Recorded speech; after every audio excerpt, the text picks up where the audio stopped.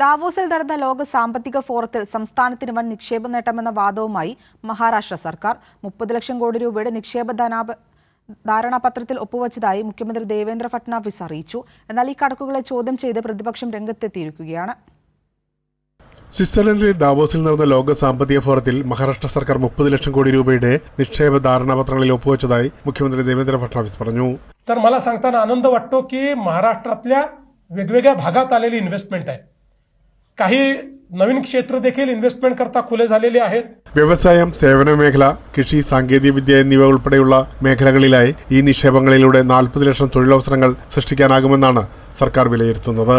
ഇതോടൊപ്പം 710 കോടി രൂപയുടെ വിവിധ പദ്ധതികളുമായി ബന്ധപ്പെട്ട ചർച്ചകൾ ഇപ്പോഴും പ്രാഥമിക ഘട്ടത്തിലാണെന്നും അടുത്ത 2 മാസത്തിനുള്ളിൽ കൂടുതൽ ധാരണാപത്രങ്ങൾ യാഥാർത്ഥ്യമാകുമെന്നും മുഖ്യമന്ത്രി വ്യക്തമാക്കി. ഒപ്പുവെച്ച ധാരണാപത്രങ്ങളിൽ 83% വിദേശ നിക്ഷേപങ്ങളാണെന്നും 3 മുതൽ 7 വർഷത്തിനുള്ളിൽ നിക്ഷേപങ്ങൾ നടപ്പിലാകുമെന്നും ഫട്നാവിസ് വ്യക്തമാക്കി. അതേസമയം ദാവോസിലെ നിക്ഷേപ അവകാശവാദങ്ങളെ ചോദ്യം ചെയ്ത് പ്രതിപക്ഷം രംഗത്തെത്തി.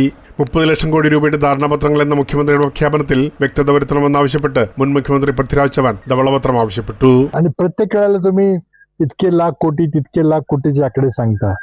आम्हाला सांगणं यातले किती उद्योग प्रत्यक्ष रूपाने कार्यान्वित झालेत एक श्वेतपत्रिका काढायला नको. പബ്ലിസിറ്റിക്കായി പെരുപ്പിച്ച കണക്കുകൾ പ്രചരിപ്പിച്ച് മഹാരാഷ്ട്രയിലെ ജനങ്ങളെ തെറ്റിദ്ധരിപ്പിക്കുന്നത് ശരിയല്ലെന്നും ചവാൻ പറഞ്ഞു. എന്നാൽ പ്രതിപക്ഷാരോപണത്തെ ദേവേന്ദ്ര ഫട്നാവിസ് തള്ളി. देखिए, छोटे मन के और छोटे दिमाग के जो लोग होते हैं उनको हम इग्नोर करते हैं. तो मुझे बड़ी हंसी आती है.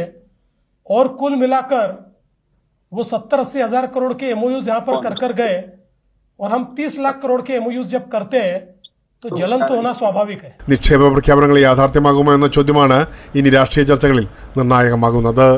പ്രേംലാൽ, കൈലി ന്യൂസ്, മുംബൈ.